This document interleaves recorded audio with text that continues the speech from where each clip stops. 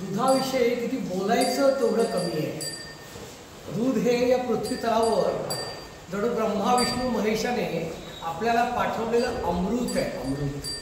आणि हे अमृत देणारी ही गोमाता लोकविलक्षण आहे.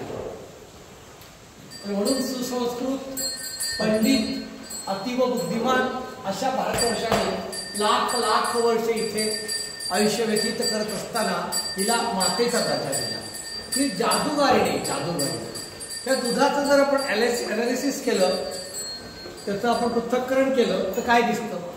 87% जल प्रकारामध्ये आहे, पण 13% घन प्रकार, घन पदार्थामध्ये दुधामधली सगळी जादू जी आहे ती दडलेली आहे. प्रोटीन्स आहेत दुधामध्ये 4%, लॅक्टोज आहेत दुधामध्ये 4%. आपण ज्याला एन्झाईम म्हणतो, म्हणजे पाचक रस, शरीरामध्ये ज्या काही रासायनिक प्रक्रिया चालतात त्या जोरात चालाव्यात, फास्ट चालाव्यात, म्हणून जे एन्झाईम्स लागतात ती सुद्धा सुमारे 4% इतकी आपल्या शरीरामध्ये. आपल्याला जे तूप, आपण ज्याला तूप म्हणतो, घृत म्हणतो, ते पण 4% इतक्या प्रमाणामध्ये आहे. आपल्याला जे कॅल्शियम लागतं, लोह लागतं, मॅग्नेशियम लागतं, आयर्न लागतं, हे सगळं सुवर्ण सगळं 1% इतक्या प्रमाणामध्ये दुधामध्ये आहे. काय नाही आहे दुधामध्ये? आपल्याला काही वायू लागतात शरीराला, ऑक्सिजन लागतो, नायट्रोजन लागतो, हे सुद्धा दुधामध्ये दडलेले आहेत वायू. असं एक दूध आहे, जे जे हवं आहे ते सगळे दुधामध्ये आहे.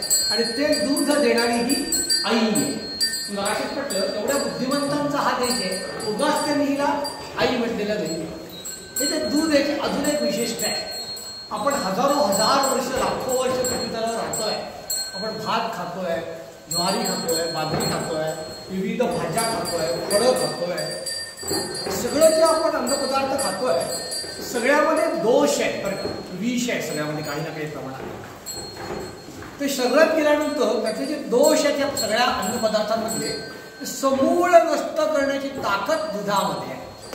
म्हणून पूर्वी 1 चमचा थोडंसं तरी तूप भातावर टाकत असत. त्याला कारणच हे, ताक पीत असत, दही खात असत, कुठल्या ना कुठल्या रूपामध्ये दूध पोटात द्यायला पाहिजे. याचं कारण सगळ्या अन्नपदार्थांमधलं जे विष आहे, जे दोष आहे, ते समूळ नष्ट करण्याची ताकद दुधामध्ये आहे.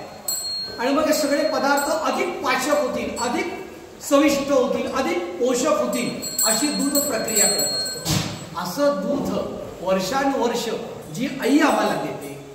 भारताचा इतिहास नव्हे, जगाचा इतिहास लाखो वर्षांचा हा या भारतीय वंशाच्या गायीच्या दुधामुळे आहे. म्हणूनच आपण सगळे एक सुरामध्ये बोलूया, जय गोमाता, जय गोमाता, वंदे मातरम.